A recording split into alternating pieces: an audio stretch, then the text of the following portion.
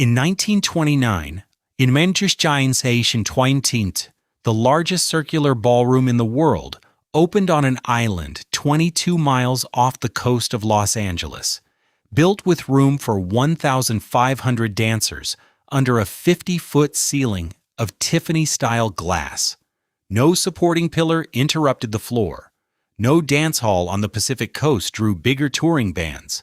No ferry in American maritime history carried more passengers than the single steamship that brought people there, a vessel that would later move 800,000 soldiers during a war. Nearly every spring for 3 decades, the Chicago Cubs crossed those 22 miles to train on a replica of their own home field. Today, that steamship has been scrap metal in a Mexican harbor since 2009. Today, the ballroom that once hosted Benny Goodman and Glenn Miller opens for tour groups on a floor built for 1,500 people and rarely holding a few dozen. This is the story of how an island built to be unforgettable became a place most Americans have never heard of. Chapter 1. The Island in the Pacific. 22 miles of open Pacific separate Catalina Island from the mainland, and that distance is the fact from which nearly everything else follows. It is not a wide channel as channels go, but wide enough and rough enough in a Pacific swell that for most of human history it functioned as a wall rather than a bridge. The island's interior rises steep and dry, chaparral and ranch grass over volcanic rock, cut by canyons that discouraged roads long before anyone thought to build them. No town of consequence ever took root inland. What settlement occurred almost entirely at one place, a half-moon of calm water on the island's leeward side, sheltered from the prevailing swell, deep enough for a ship to anchor close to shore. Every human enterprise that would ever succeed on Catalina, trading post, mining camp, army post, resort, was built around that single cove. Its name was Avalon Bay, though the people who used it first called it something else. The Tongva called the island Pimu. They had lived there for thousands of years before any European saw it, fishing its waters and crossing to the mainland in plank canoes built for exactly that 22-mile passage. Juan Rodriguez Cabrillo sighted the island in 1542 and put ashore, the first recorded European to do so, and for 60 years afterward it appeared on Spanish charts without a settled name. In 1602, the navigator Sebastian Vizcaino renamed it Santa Catalina, after the saint whose feast day fell nearest his arrival. The name outlasted the empire that gave it. Spain would lose California within Vizcaino's descendants' lifetimes. The name on the map did not change with it. For the next 2 centuries, the island drew visitors, not residents. Russian and Aleut hunting parties worked the coastline in the early 1800s, killing sea otters for pelts until the animals were nearly gone from the channel. Sheep ranching followed in a sporadic, unprofitable way. Herds turned loose on the dry hills with no fencing and little supervision. No permanent town existed. No industry had yet found a reason to fight for the place. The island sat 22 miles offshore, visible from the mainland on a clear day, and unclaimed in any way that mattered. Then, in 1863, men found silver. The strike was never large, but it was large enough to draw prospectors across the channel, and large enough to justify, on paper, a 40-acre town site on the island's west end, platted and named Queen City, before a single permanent structure stood on it. For a little over a year, the island had, for the first time, an economic reason to be populated. It did not last. On January 1st, 1864, 83 soldiers of Company C, 4th California Infantry, came ashore at Avalon Bay under orders that had nothing to do with silver. Union commanders feared the island's isolated coves could shelter Confederate privateers preying on Pacific shipping, and the Army moved to deny them the anchorage. Civilians were briefly ordered off the island altogether. The occupation lasted roughly 9 months. When the soldiers withdrew, the silver boom did not survive their departure. The ore had never been rich enough to sustain the town on its own, and Queen City emptied as quickly as it had filled. For more than 2 decades after that, Catalina returned to what it had been before the prospectors arrived: a ranch, a scattering of sheep, a bay that ships passed on their way to somewhere else. 22 miles kept it that way. Distance had protected the island from every rush that swept through California in those years. Gold, cattle, citrus, oil, because distance made every one of them too expensive to bother with. Then, in 1887, a real estate speculator out of Michigan named George Shadow looked at that same 22 miles of water and saw not a wall, but a price nobody had thought to name. He paid $200,000 for the island. Chapter 2: The Speculator's Town. Shadow was a Michigan real estate speculator who had made his living platting raw ground, buying acreage nobody had built on, drawing streets across it in straight, confident lines, and selling the promise of a town before a single structure stood to prove the promise true. He had done this across the Midwest for years, watched swampland become subdivisions on paper long before it became anything in fact, and he came to Catalina in 1887 believing the island required nothing more than the same treatment. Lines on a map, a name, a hotel substantial enough to make the name seem permanent. He had never built a resort. He had never managed a harbor town, a fishing economy, a population that would need water and lumber shipped 22 miles across open sea. None of that troubled him yet. He laid out the streets first, on the flat shelf of land above the harbor where the old sheep ranch had kept its distance from the water. Avenues, blocks, lots numbered, and offered for sale before the grading was finished. The geometry of a city imposed on a place that had never had one. The name came from his sister-in-law, Etta Whitney, who looked at the Crescent Bay and the hills closing around it and called it Avalon, after the island of old legend, a place removed from the ordinary world by water on every side. Shadow kept the name. It suited the sale better than anything he could have invented himself. The building he raised at the water's edge was not a boarding house pressed into hurried service, but an actual hotel. 3 stories, a wide veranda facing the harbor, the island's first constructed to announce that Avalon intended to be a destination and not merely a stop. He called it the Hotel Metropole. Steamers began arriving with tourists rather than sheep shearers. For a short while, the arithmetic of the thing looked plausible. Lots selling, rooms filling, a town rising where a ranch had stood 20 years earlier and nothing much before that. Shadow had bought the island. He had named its town through the one relative who found him the right word. He had built its hotel. What he had not done was pay for any of it in a way that would hold.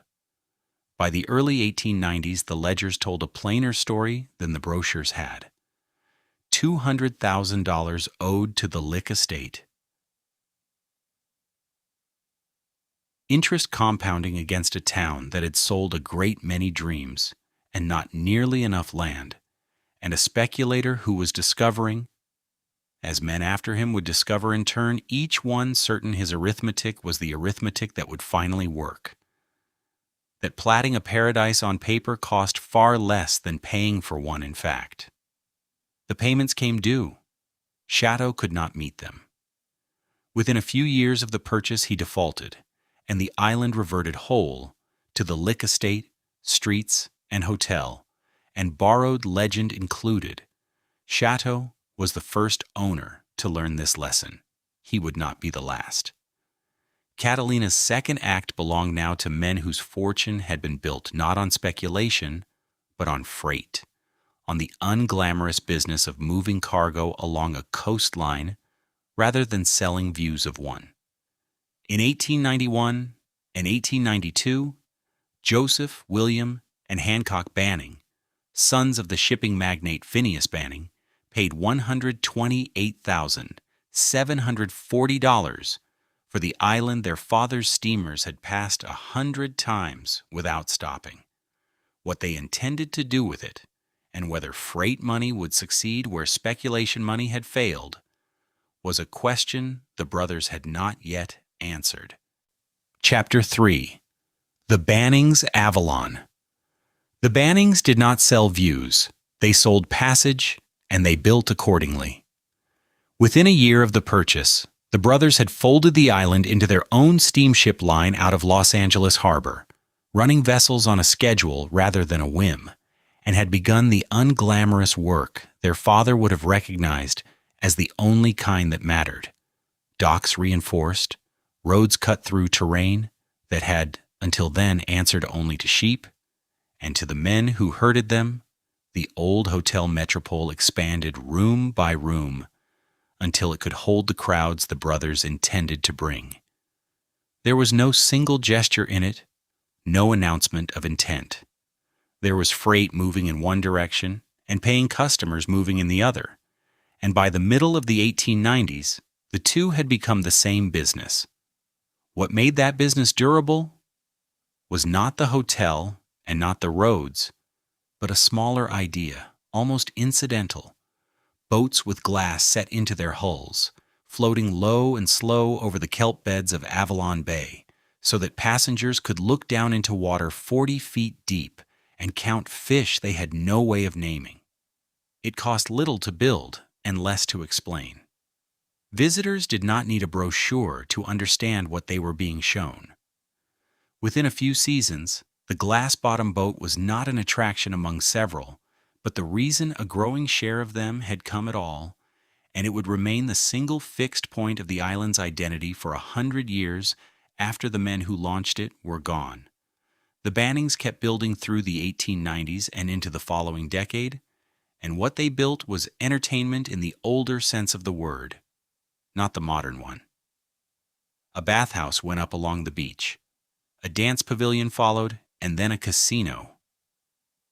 The word borrowed, as it had always properly meant, from the Italian for a small gathering house, a hall for music and company, nothing wagered inside it. There were no card tables in Avalon's casino, no dice, no house odds. There was an orchestra, and a floor for dancing, and windows facing the bay so that the two entertainments, the natural and the manufactured, sat within sight of each other. The distinction was not lost on the people who came. It was, if anything, part of the appeal, a resort that offered spectacle without the moral undertow that gambling would have attached to it. The reputation traveled. By the 1910s, Avalon was no longer a local curiosity, but a name known well beyond Los Angeles, and the steamers reflected it. At the height of summer, running multiple crossings a day, each one arriving with more passengers than the last had carried. The Banning brothers had done, in 25 years, what Chateau's speculation never managed. They had made the island a habit. On the night of November 29th, 1915, a fire broke out near the Hotel Metropole. It moved through Avalon's wood-frame buildings with no resistance worth mentioning, and by morning roughly 2/3 of the town the Bannings had spent a generation assembling was gone. The hotel, the shops, the boardwalk structures, reduced in a single night to a loss the family would count at $2 million. No lives were recorded lost. The buildings were. The fire did not end the Bannings' ownership outright, but it left behind a debt the freight business could not absorb on its own. And the years that followed were a slow accounting of what the family could no longer afford to hold. In February of 1919, controlling interest in the Santa Catalina Island Company passed out of Banning hands, sold for an estimated $3 million to a buyer whose fortune had been built on a product considerably smaller than a steamship line or an island: chewing gum. His name was William Wrigley Jr. Chapter 4. Enter Wrigley. William Wrigley. Jr. did not come from steamships or real estate. He came from soap. Born in Philadelphia in 1861, the son of a soap manufacturer, he left school at 11, worked his father's wagon routes, and arrived in Chicago in 1891 with $32 and a satchel of baking powder to sell. The chewing gum came second, a free premium tossed into every tin of baking powder to sweeten the sale. And within a few years, the premium had outsold the product it was meant to promote. Men buying the powder for the gum, then buying the gum outright. By February of 1919, at 57 years old, that discovery had become a fortune large enough to buy an island, an estimated $3 million, signed over for controlling interest in the Santa Catalina Island Company, for a stretch of Pacific coastline he had previously visited only as a tourist. He was not a shipping man, not a real estate man, but a gum salesman who had decided, on the strength of a premium nobody had asked for, that he now owned a coastline. He did not treat the purchase as something to be left alone. Money went first into utilities the island did not have: a new water system, a new power plant, telephone lines strung across terrain that had gone without them for decades. Money went into a new steamship fleet to replace the aging vessels the Bannings had run into debt. Money went into trees, eucalyptus and pepper and acacia, and flowering shrubs planted by the thousands along roads that had previously offered visitors nothing but dust and chaparral. None of it was ornamental in Wrigley's own accounting. It was infrastructure for a customer who did not exist yet. His stated goal was specific: to turn Catalina from a rich man's yacht anchorage into a resort the American middle class could afford to visit, a ferry ticket standing in for a private berth. He owned the Chicago Cubs as well, and in 1921 the two holdings converged. Wrigley brought the team to Catalina for spring training, housed them in Avalon, and ordered a practice field built to the exact outfield dimensions of Wrigley Field back in Chicago. Not a resemblance, an actual reproduction. The same distances to the same walls. Laid out 1,800 miles from home. The Cubs trained on the island almost every spring from 1921 to 1941. 20 seasons of ball players ran their sprints on grass planted for no reason but to feel familiar. On a diamond built so a fly ball off a Chicago bat would carry exactly as far in California as it had at home. No other team owner had reason to do this. Wrigley did it anyway. In 1924, he commissioned a new flagship. The SS Catalina was built for $1 million, 301 feet of steel launched to replace what remained of the Bannings fleet, and passengers took to calling her the Great White Steamer for the color of her hull. She was built to move people in volume, thousands a crossing, day trippers and honeymooners and families who had never before considered an island a place they could reach on a Saturday. Over the length of her service, she carried more passengers than any single vessel in American maritime history, and when the country went to war in the 1940s, she went with it, refitted as a troop transport and carrying more than 800,000 soldiers and sailors before her work was done. None of that was visible yet in 1924. What was visible was a new ship, a new schedule, and an island rearranging itself around one man's money. The work went on through that winter, utilities and plantings and construction crews pushing past the point where most resort towns would have called the season closed. It was in those same weeks, with the SS Catalina newly in service and Wrigley's ledger still running toward the horizon, that a barge came in off the coast carrying 14 bison. Nothing else built that season was quite so hard to explain. They were there for a film. No one on the island expected them to stay. Chapter 5. What Stayed? The bison had come for a camera, not for the island. Zane Grey's The Vanishing American needed a herd thundering across open ground, and Catalina's interior offered exactly that kind of unpeopled distance, hills enough, silence enough, no telephone poles to keep out of frame.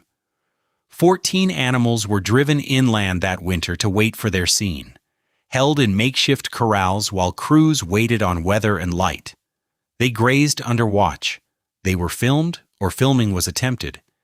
In the flat gray light of a coastal January, hooves and dust, standing in for a plane none of them had ever grazed. Then the picture was cut together in a studio 3,000 miles removed from the island, and the buffalo footage did not survive the edit. What survived was the problem of moving them back. A bison bull can weigh close to a ton, cows and calves not far behind, and no one at the studio or on the island particularly wanted to underwrite 14 return passages for animals no longer needed by anyone. Wrigley did the arithmetic the way he did most arithmetic on Catalina, quickly and in favor of keeping rather than shipping.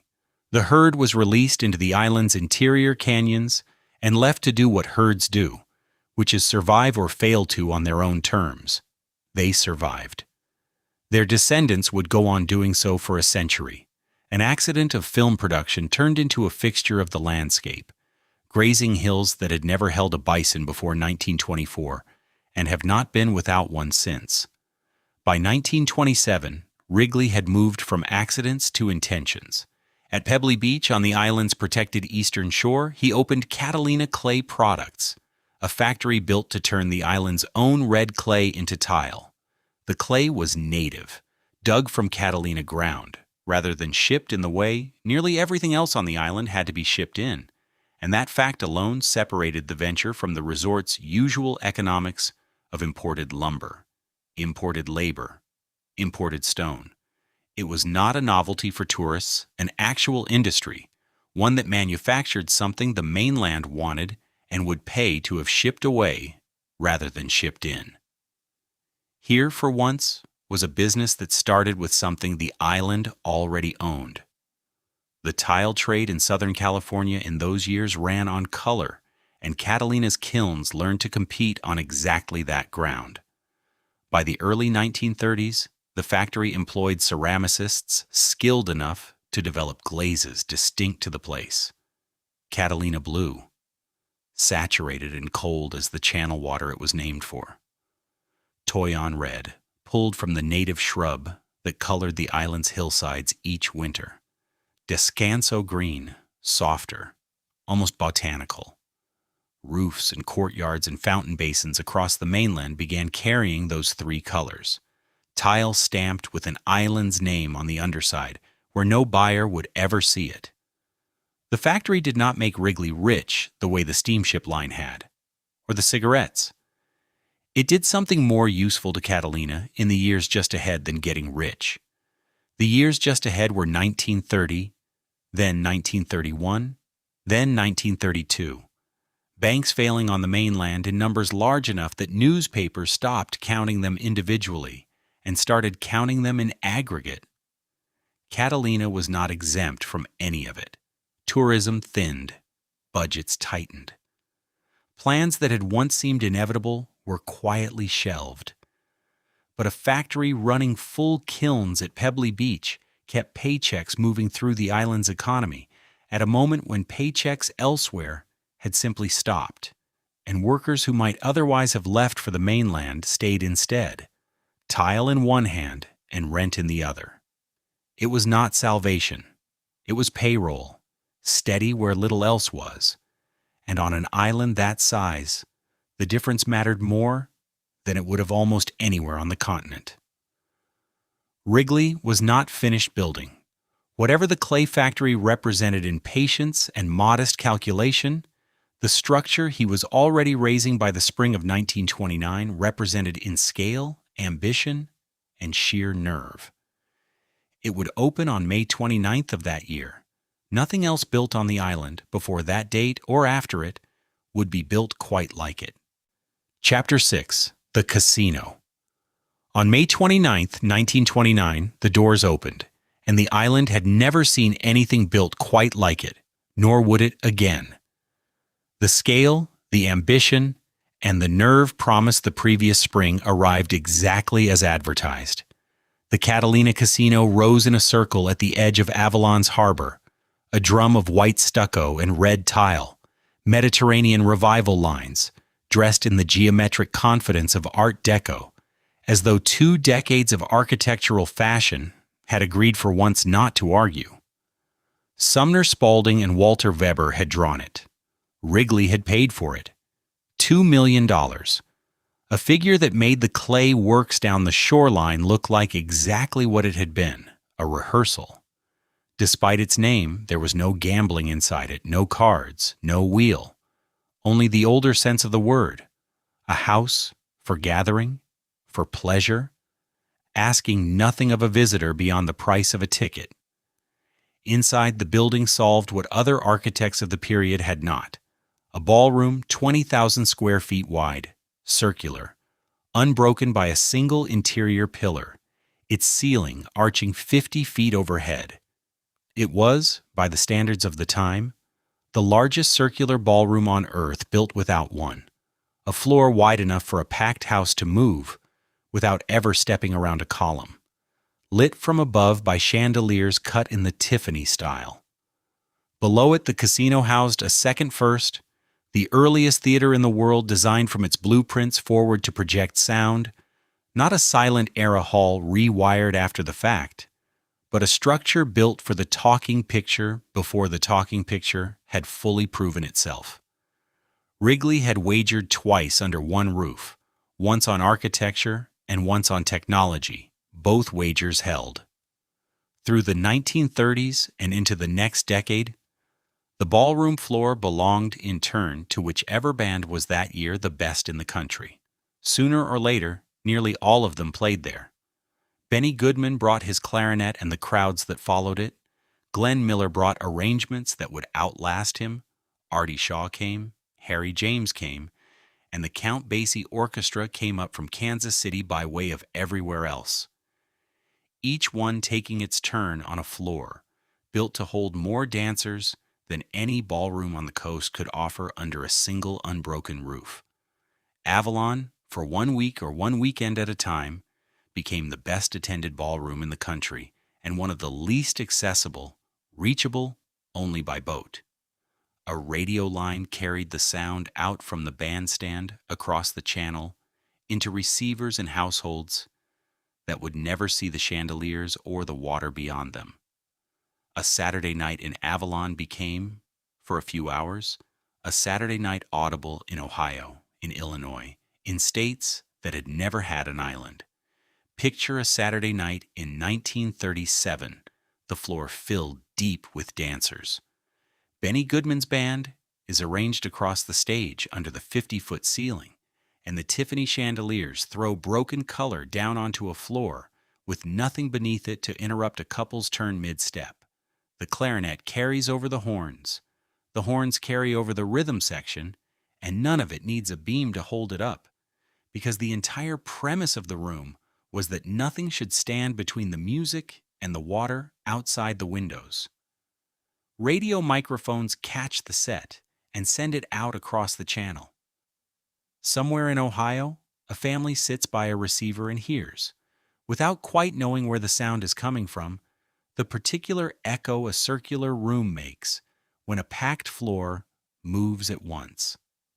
Outside, the harbor sits dark, except for the boats still bringing the last of the crowd in from the mainland. Inside, under the chandeliers, the light does not flicker and the band does not stop. And the floor does exactly what it was built to do. No one dancing that night has any reason to wonder what the same floor would do on some other Saturday under a different kind of weight. The trouble, when it reached Catalina clay products, arrived quietly, and it arrived the same year. The Depression had taken 8 years to find the pottery works, coming not as a single collapse, but as a slow arithmetic. Production costs climbing on an island where everything had to be shipped in, cheaper clay bodies arriving from mainland competitors who carried none of Catalina's freight costs. By 1937, the numbers no longer worked, and the company sold the equipment, the molds, and the trademark to Gladding, McBean and Company, a mainland firm with none of the island's romance and all of its economics. Catalina's own manufacturing industry, begun in patience less than a decade earlier, ended in a transaction that occupied no more of the island's attention than a shipping schedule. No one wrote it into that Saturday's radio broadcast. The tile that had covered rooftops across Southern California simply stopped being made where it had started. For 4 more years, the pattern held, bands arriving, radio carrying them out across the channel, the pottery's absence barely registering against the noise of everything else still working. Then, on December 23, 1941, 16 days after Pearl Harbor, Avalon received an order that had nothing to do with music at all. Chapter 7. The Quiet Retreat. The paperwork that reached Avalon on December 23, 1941, read like routine. A notice, filed and forwarded. No different in tone from 100 others crossing a wartime desk that week. 16 days after Pearl Harbor, the United States government closed Catalina Island to the public. Not a restriction, not a curfew, an actual closure. Total and indefinite, sealing off the harbor, the beaches, and the ballroom floor to anyone without a uniform. For 4 years, from 1942 through 1945, no ferry brought a tourist across the channel. No band played to a paying crowd.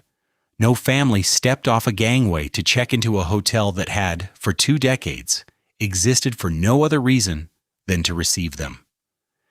In its place came the war, parceled out across the island in 4 unconnected postings: the U.S. Maritime Service training merchant mariners in Avalon, the Coast Guard drilling recruits at the Isthmus, the Army running a radar station in the interior, and the Office of Strategic Services teaching operatives silent combat and demolitions at Toyon Bay. None of it required an audience. None of it left a receipt at a souvenir counter. The numbers behind the closure were simple enough to state without embellishment. Avalon's economy ran on visitors, on hotel beds filled, on ballroom tickets sold, on glass-bottom boat fares, and the small transactions of a town built to receive strangers by the boatload. For 4 consecutive years, there were none. Not fewer visitors, not a slow season stretched long. None. A resort island, its entire commercial structure built around people who did not come, for 48 straight months, while the buildings meant to hold them stood occupied instead by soldiers and sailors who paid nothing to be there. What survived did so on military contracts, or did not survive at all. Peace did not restore the town at once, but it restored the shape of things. Spring training resumed in 1946, the Cubs returning to the practice field they had used since 1921. Tween, the crowds returning with them in smaller but familiar numbers. It held for 5 seasons. After 1951, the team quietly stopped coming. The cost of shipping a major league roster 22 miles by boat, defensible in an era when Catalina was still a novelty worth the trouble, no longer made sense against post-war travel and post-war economics, and no formal announcement marked the end of it. The field went back to being what it had been before William Wrigley Jr. ever arrived: a park. The ballroom's decline followed the same quiet arithmetic. Through the 1950s and into the 1960s, as the national big band era wound down city by city, the roster of orchestras willing to cross the channel thinned with it. The touring headliners replaced, year by year, by smaller acts, then by local ensembles, then by whatever the tourist calendar could still support. The room built to hold a crowd of that size, under a Wrigley chandelier, kept its floor. It simply stopped filling it the way it once had. 2 unrelated decisions converged on the same year. On February 14, 1975, the Wrigley and Offield families deeded 42,135 acres, roughly 88% of the island, to the newly formed Santa Catalina Island Conservancy, a gift that permanently protected the interior from the kind of development that had reshaped 100 other coastal towns. It was a conservation triumph and, at the same time, a ceiling. An island that could never sprawl the way a mainland resort could, its growth capped by its own preservation. That same year, the steamship that had carried a generation of dancers across the channel made her final passenger crossing. The SS Catalina had run that crossing since 1924, and by the early 1970s, smaller, faster boats had already begun taking her business away one trip at a time. She was retired from passenger service in 1975, 51 years after her first voyage, and the grand approach by steamship, the thing that had made arriving in Avalon feel like an event rather than a commute, ended with her. What happened next belonged to no one connected to the island's original design. In 1977, she sold at auction for $70,000 and spent a brief run as a floating discotheque before that venture failed too. By 1997, she had run aground in a harbor in Ensenada, Mexico, and sat there half submerged, rusting in shallow water, waiting for a fate that would not be decided for another 12 years. Chapter 8. What Remains? The 12 years ended in 2009. No salvage crew came for her, no museum, no last owner with a plan.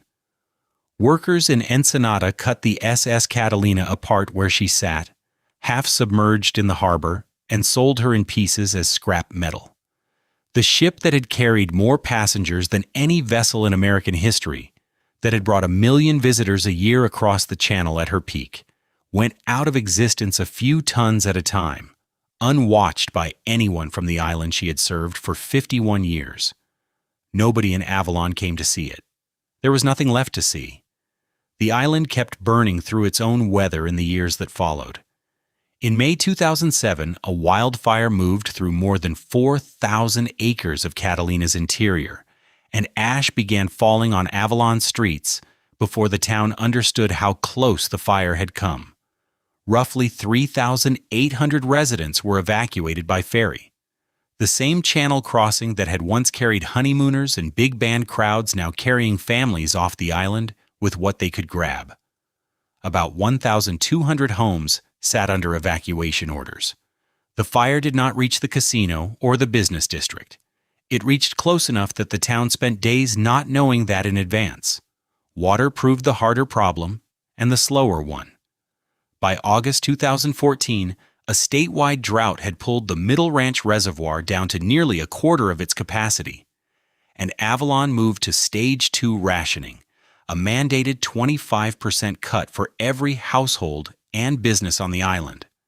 The town had already built the first municipal desalination plant on the West Coast back in 1992, an admission, even then, that an island depends on machinery for the thing a mainland town takes from the ground. In 2016, it built a second plant. The reservoir was not enough on its own anymore, and had not been for some time. The numbers today describe a place still losing residents rather than gaining them. Avalon's permanent population has fallen to roughly 3,193, down about 7% since the 2020 census. Housing costs run close to 200% above the national average, and people who have lived on the island for decades describe waiting years for a year-round rental to open up. In October 2024 alone, visitor arrivals dropped nearly 17% from the year before. A resort economy built on 100 years of ferries, casinos, and postcards now runs on thinner margins than the men who built it ever priced in. Some things outlasted all of it. The bison brought over for a film shoot in 1924. 14 animals, never collected, never written into any contract that survived, still graze the island's interior. Their numbers are kept in check now through contraception rather than removal, a quieter form of the same management decision made a century ago by men who are no longer remembered for making it. The herd does not know whose movie it was for. It has outlived the studio, the ranch hands, and the reason it was ever there. The Catalina Casino still stands over Avalon Bay. Its 50-foot ceiling holds, its Tiffany-style chandeliers hang where they were installed, and the building takes tour groups and the occasional private event on a schedule that would have seemed impossible to the men who opened it in 1929. The dance floor was built for 1,500 people moving across it at once. It rarely holds more than a few dozen now. Tour groups mostly. Cameras out, footsteps carrying across the room, the way sound carries in a space built for a use it no longer has. The light comes in low off the water in the late afternoon and lies across that floor in long bars, catching the same chandeliers, empty or full, the same as it did in 1929. The building was built for a crowd. What it holds now is quiet,